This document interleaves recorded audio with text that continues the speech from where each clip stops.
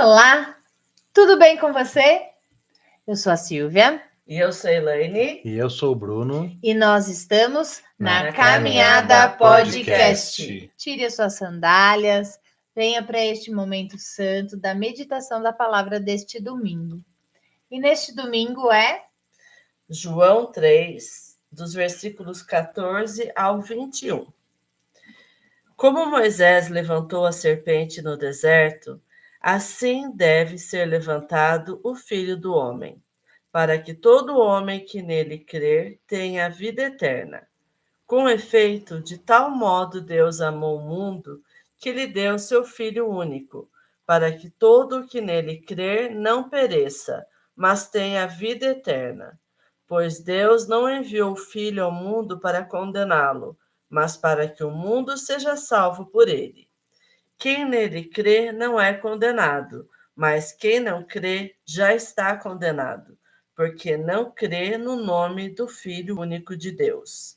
Ora, este é o julgamento. A luz veio ao mundo, mas os homens amaram mais as trevas do que a luz, pois as suas obras eram más. Porquanto todo aquele que faz o mal odeia a luz e não vem para a luz, para que as suas obras não sejam reprovadas. Mas aquele que pratica a verdade vem para a luz. Torna-se assim claro que as suas obras são feitas em Deus. Palavras da salvação. Glória a vós, Senhor. Bruno? Aqui nesse evangelho a gente vai ver mais Jesus falando de uma parte mais profunda daquilo que ele não falou com as multidões e nem muitas vezes com os seus discípulos, mas estava falando com Nicodemos, que era um fariseu, um dos doutores da lei, lá do Sinédrio. Então ele aprofundou mais a sua proposta do reino de Deus para ele. Por quê? Se ele falasse isso para qualquer pessoa que convivia com o meio dele, não ia entender. Então ele foi mais profundo. Inclusive, ele pegou um trecho do livro do Números, capítulo 21, de 4 a 9, onde Moisés levanta uma serpente de bronze para curar aquelas pessoas que eram mordidas pela serpente. Ali a gente vai ver, embora o povo tenha merecido ser picado por causa de que eles terem afastado da presença de Deus após Moisés ter vindo com os 10 mandamentos, Moisés intercedeu para Deus e Deus pediu para que fizesse uma serpente, uma haste, para que toda vez que eles olhassem para o alto, porque era uma haste bem alta, então a referência é que olhasse para o alto, porque olhasse para o Pai.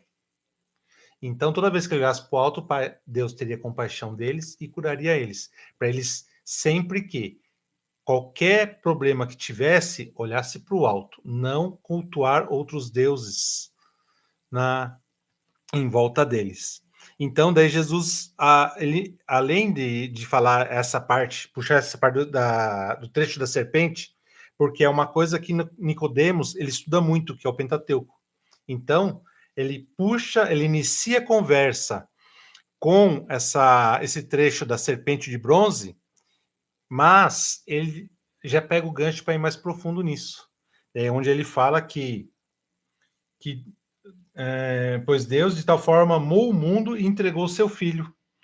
Por quê? Para os judeus, eles não acreditam que Deus seria capaz de entregar um filho para morrer para a humanidade. Eles acreditam na vinda do Messias, no Messias que vai resolver os problemas sociais daquela época. E até hoje, muitos deles acreditam ainda, apesar de ser a minoria.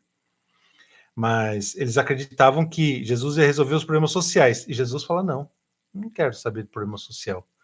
Para poder resolver o problema social, eu tenho que ir mais a fundo, eu tenho que mexer no coração, na estrutura do ser humano. E daí que ele fala, como que eu vou resolver um problema social se no coração das pessoas tem trevas ainda? Se eles não receberam a luz?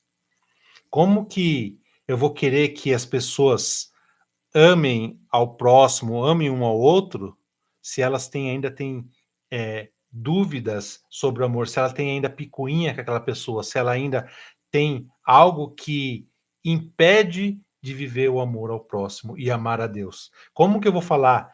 Como que eu vou resolver um problema social se as pessoas ainda cultuam deuses, por mais que falam que não, mas acabam cultuando deuses escondidos, quando o verdadeiro Deus não atende às necessidades, né, o problema de ansiedades deles. A gente começa a ver que a ansiedade não começou de um tempo para cá, sempre teve. Porque toda vez que você cultua, busca, sai da presença de Deus e vai procurar outros deuses, é para você resolver um problema de imediato. E o que é isso? Ansiedade. Você deixa de ver o presente para querer viver o futuro, buscar o futuro, buscar o futuro, buscar o futuro. Isso aí, você está falando assim, não, o Senhor, Deus, não está me atendendo, então vou buscar planos B, né? Plano B para que me atenda de imediato. E aí que está o perigo das coisas. E é isso que Jesus vai falar. A gente nunca sabe o que é estar por trás do plano B, né? Exatamente. O plano B tem sempre outro lado que houve. E o mais interessante nisso, né? Se a gente começar a aprofundar mais, a gente vai ter que entrar no livre-arbítrio, né? Que é o... Por que, então, muitos perguntam, por que Deus não criou só o bem e não criou o mal? Mas Deus não criou o mal, se for bem. O mal é a ausência de Deus, quando o ser humano deixou de amar a Deus. Então, não foi Deus que criou o mal. Vamos fazer um exemplo aqui. Tem uma casa que tem 2 portas.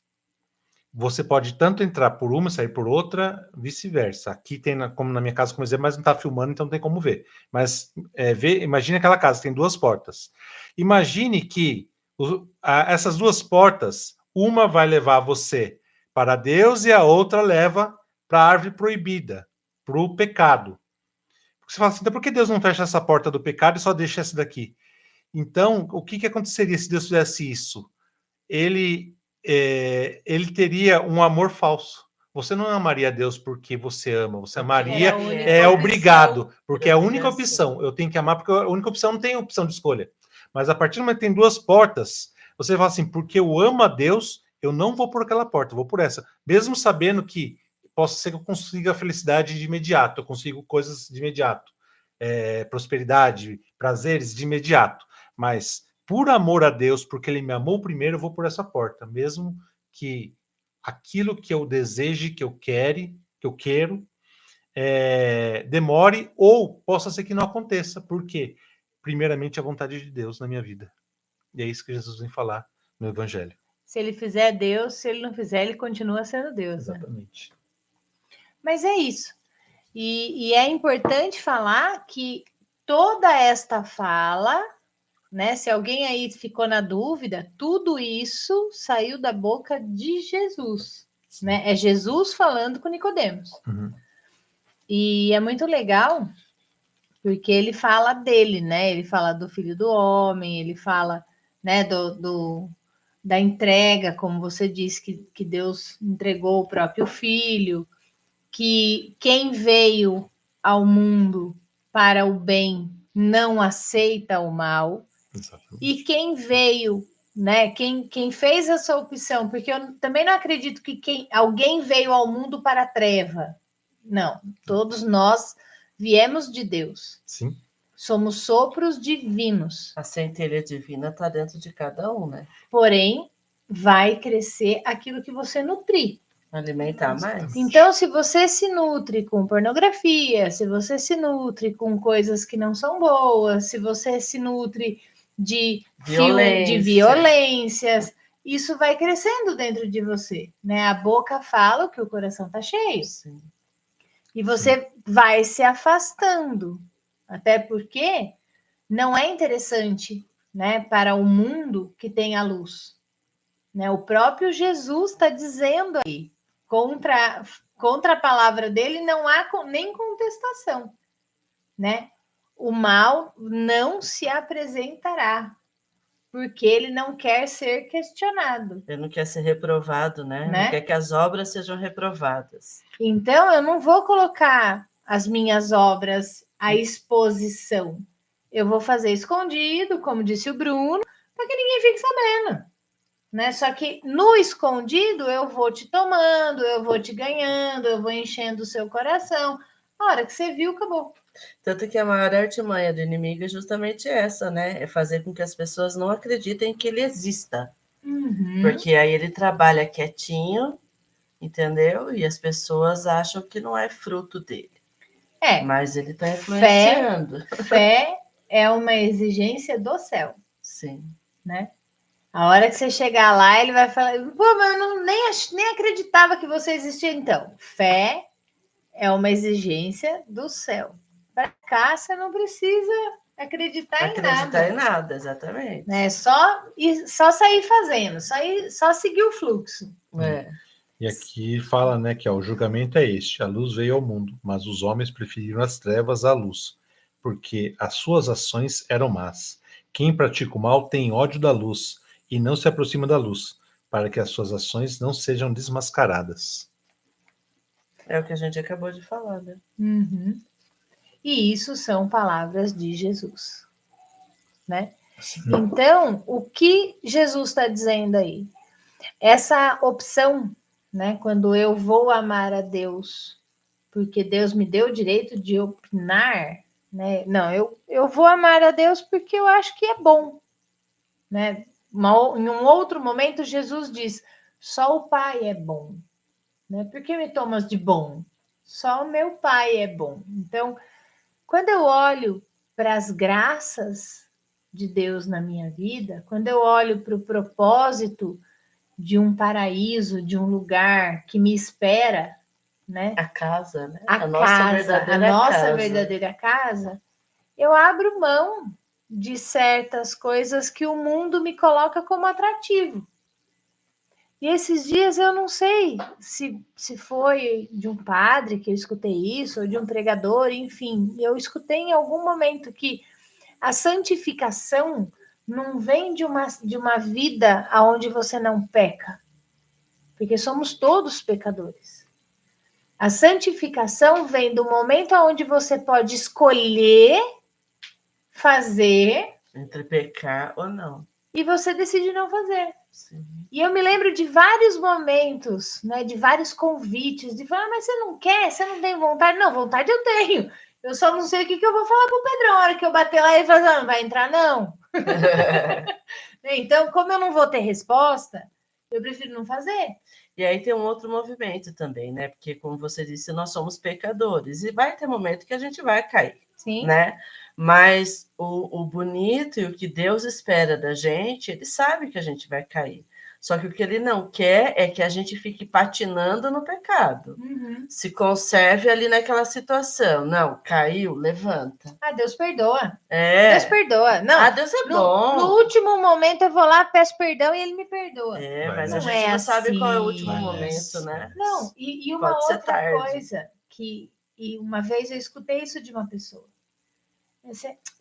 Daqui a pouco passa do tipo assim, você vai esquecer e vai estar tudo certo. Uhum. Eu não vou esquecer. Né? Pode até ficar tudo certo, porque eu posso te perdoar. Mas perdoar não significa esquecer. Sim.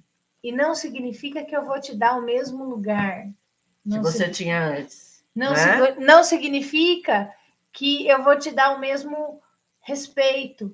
Né? O perdão, e isso também é bíblico, é quando você não sente mais a dor do outro, pelo que o outro fez. Sim. Mas é amar a todos, mas você não precisa permanecer ali, né? Conviver, né? Exatamente. São Tomás de Aquino fala sobre isso, que o amar o outro não é obrigado a familiarizar com ele, mas você tem que querer o bem dele, querer o céu para ele também. Sim, você pode querer o céu para ele, mas é bíblico, em algum lugar aí, eu acho que está nos Salmos, né? Não vos assentais com os ímpios. Sim. Então, eu posso te perdoar, posso rezar por você, mas na tua mesa, cara, eu não sento mais. Exatamente. Sim.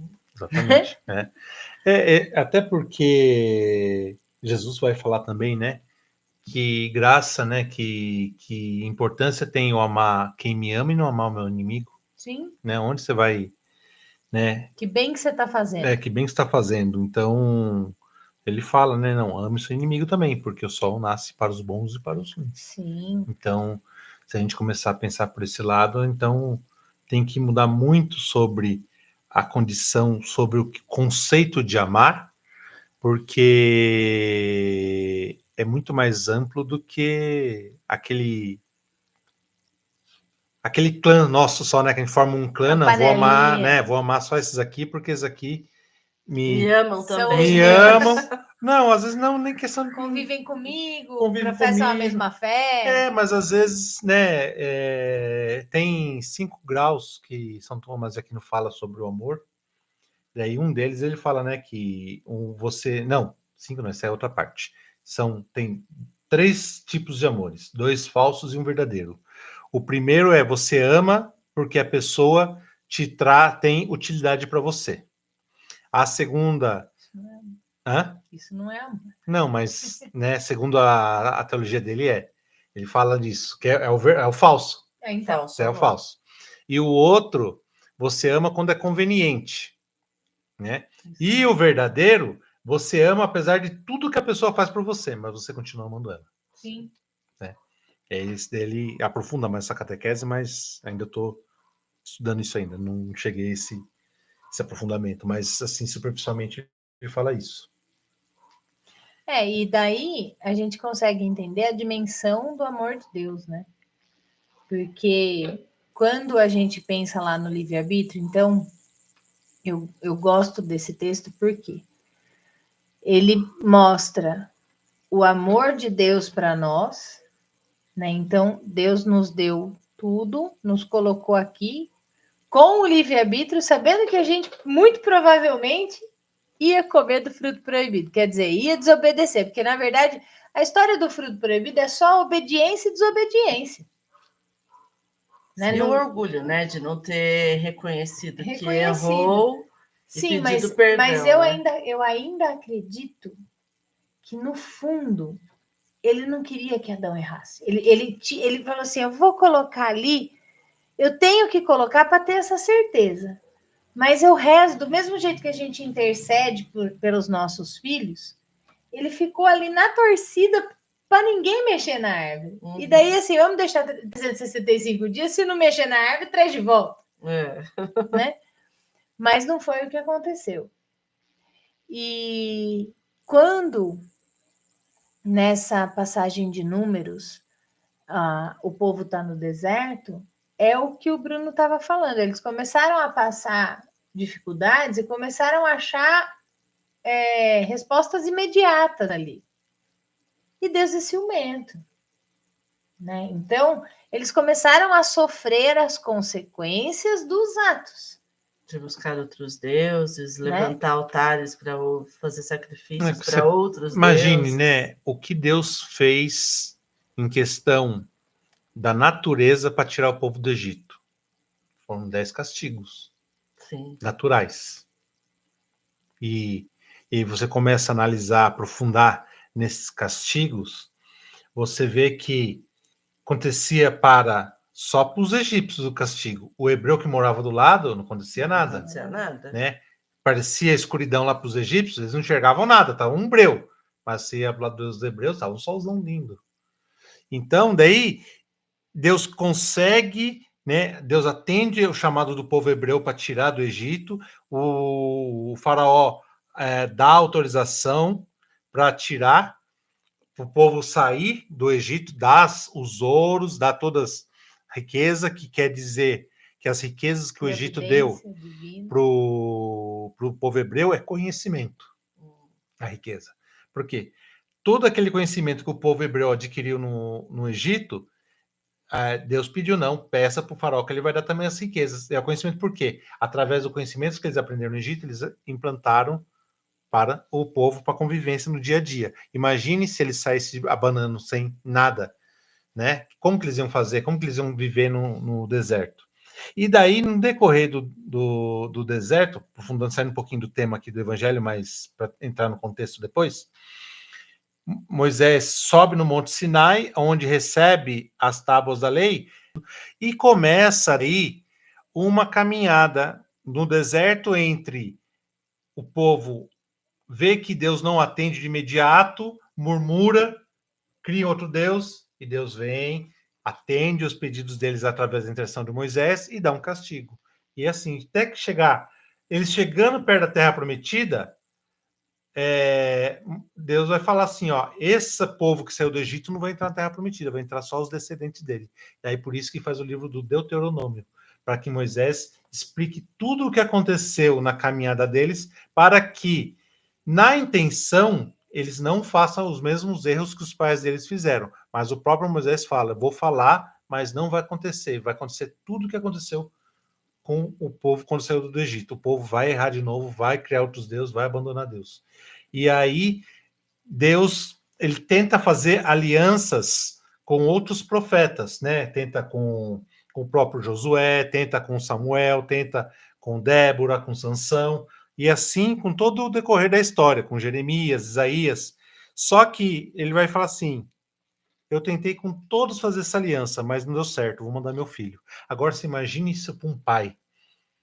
Meu, eu amo tanto aquele povo que me ofende, que me ignora, que adora outros deuses, eu tenho que mandar o meu filho porque eu amo aquele povo. E isso, para mim, é muito a característica do humano, né? Eu vejo muito isso na Helena. Helena, vamos fazer isso? Ah, não consigo. Ah, não dá. Ah, é difícil. Né? Por que o povo não entrou na Terra Prometida?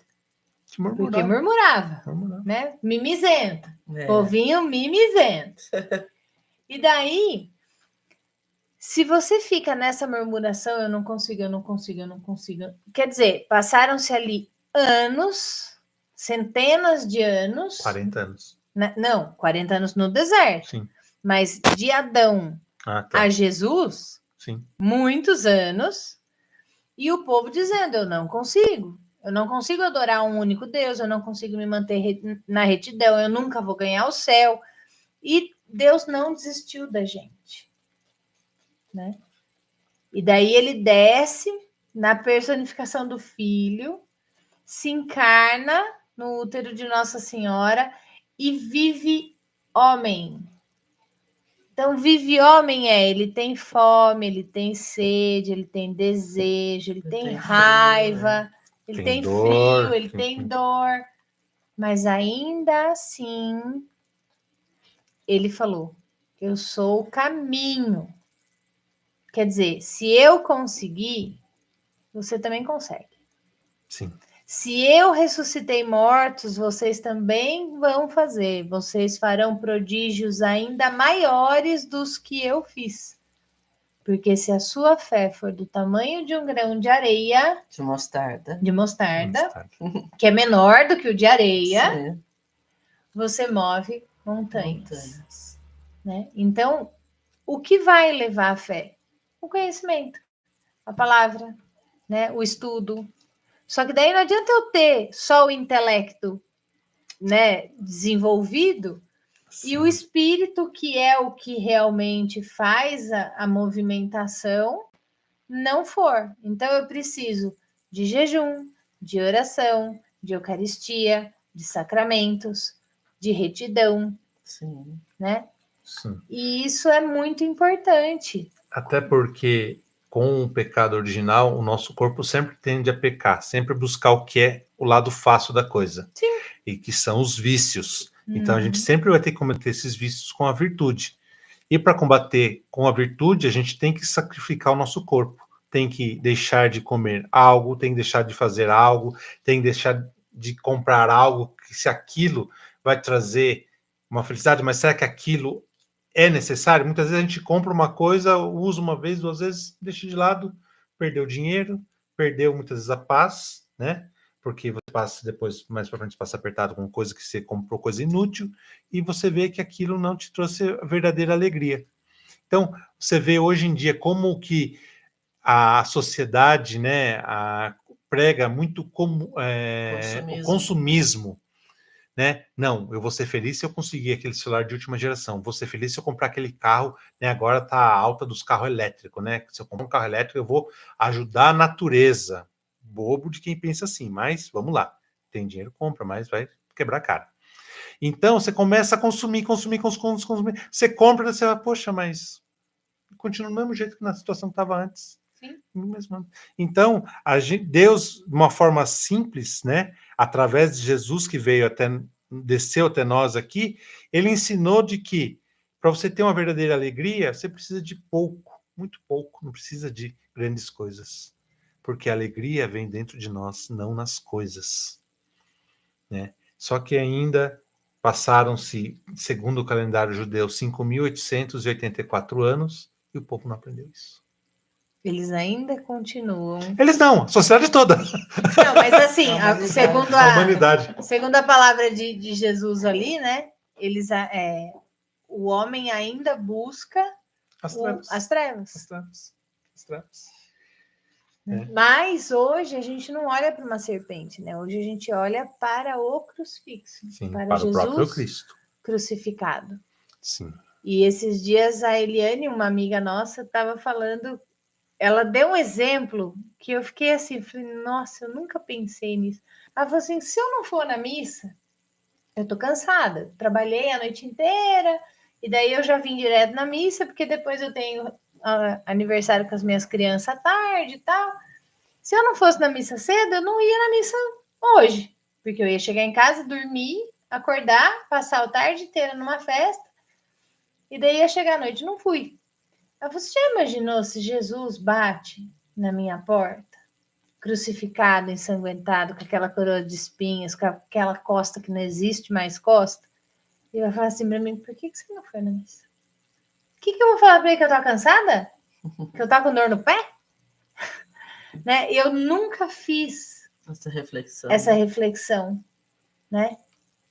Por alguém que sofreu por mim, alguém que deu a vida por mim, alguém que chorou por mim, alguém que se machucou por mim. Santo Agostinho fala, né? Você quer saber o seu valor? Você vale um Deus crucificado. Olhe para a cruz. Você vai ver que você vale um Deus crucificado. Né? E a partir do momento que a gente tem esse entendimento, né? Que a gente aceita e sente esse amor desse Deus por nós, nossa, tanta coisa muda na vida da gente. Por mais que você esteja passando em dificuldade, você sabe assim, não, meu Deus está olhando por mim. Se eu estou passando por tudo isso, é porque tem um motivo. É porque Ele quer que eu chegue a algum lugar, né, que mude alguma coisa, que eu cresça, evolua em alguma coisa, na minha fé, na minha maturidade, né, de fé. Mas tem um Deus que olha por mim. Eu sinto esse olhar de Deus por mim, né? Porque tudo que Ele fez por mim na cruz, não tem como não amar. E aí você começa, muitas vezes, vem a fraqueza, né? Por mais que você esteja com a sua fé, né, ativa, tudo, mas vem aqui muita fraqueza. Jesus fala no coração, legal, você está sofrendo, que bom, sofre junto comigo. Daí a gente tem entendimento daquilo que Paulo falou, eu sofro na cruz aquilo que Cristo não sofreu. Eu prego do outro lado da cruz pelas dores que Cristo não sofreu na cruz.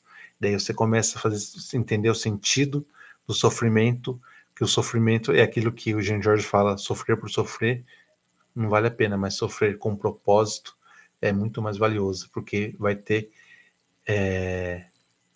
bênçãos lá na frente. Sim. Porque você está colocando o seu sofrimento na cruz de Cristo. E aí você vai ver que o quão edificante e gratificante é aquilo para sua vida, para a vida do seu irmão que está passando necessidade, por uma alma do purgatório, que você vai entender aquilo, porque o próprio Deus falou assim, já que você sofreu junto comigo as suas dores, tá aqui, ó. As bênçãos. As bênçãos. Eu acho isso maravilhoso. E eu acho muito interessante porque é o terceiro dia, né? É o movimento do povo no deserto, é o olhar para a serpente, mas é olhar para o céu. Sim. É tirar os olhos de baixo, que a serpente está onde? Picando seu calcanhar. Então você fica com aquela prostrado, né? E murmurando. Murmurando e olhando para baixo, prostrado. Aí Deus pega e fala, não, olha para o alto, olha para mim, né? Tira seu olhar dessa prostração. E quando você faz esse movimento e você levanta, né? É quase ele te pegando no colo. Ele te tira dessa ansiedade, ele te tira desse sofrimento, ele te tira dessa murmuração e ele te leva para um outro lugar que é imediato. Exatamente. É aquela coisa assim, olha, eu vou sofrer agora e 5 minutos, não leva 40 anos. É 5 minutos depois, o sofrimento acaba. É quando você fala assim, meu Deus, né? Por que eu estou passando por tudo isso? Eu aceito, e se é para sua honra e sua glória, eu estou aqui. Porque o que você passou por mim não se compara, nem chega nem perto, nem se compara. 5 minutos depois, aquele sofrimento desapareceu e veio uma bênção no lugar dele. Sim. E é assim o tempo todo, né? E até que chega um momento que o sofrimento não existe, o murmúrio, a dor, eu gosto muito de dizer isso, a dor não deixa de existir. Não, nessa vida não. O sofrimento é uma escolha. Porque a dor, ela tem a importância que você dá para ela. Sim. O grau da dor é a importância que você dá para ela. Vai doer. A partir do momento que você não dá mais importância, não você deixa de sofrer. Né? Você... Tá doendo? Tá doendo. Mas eu tenho um pai que vai me curar. Então, para que eu vou reclamar? Para que eu vou Parece loucura, né? Você falar que você tem paz na dor, né? Tem paz no sofrimento. Mas esse é o movimento de Cristo. Né? Quando a gente se entrega, quando a gente coloca tudo nele, por ele, com ele, não é? Tem outro sentido. Tem um outro sentido. Porque enquanto estivermos aqui, ainda vai ter dor, sofrimento, tristeza, angústia. Sim. Né? Como diz na Salve Rainha, nesse vale de lágrimas. Então, a gente tem que sempre caminhar. E olhar para cima. Mas eis a questão, né? Logo depois do vale de lágrimas eia, pois, advogada nossa. Sim. Estes vossos olhos misericordiosos. Nós vamos ver. Então, daí depois, imagina, a sua mãe olhando para você sofrendo. Ela corre e te pega no colo, te esconde embaixo da asa dela e você nunca mais vai sofrer por aquilo. Sim.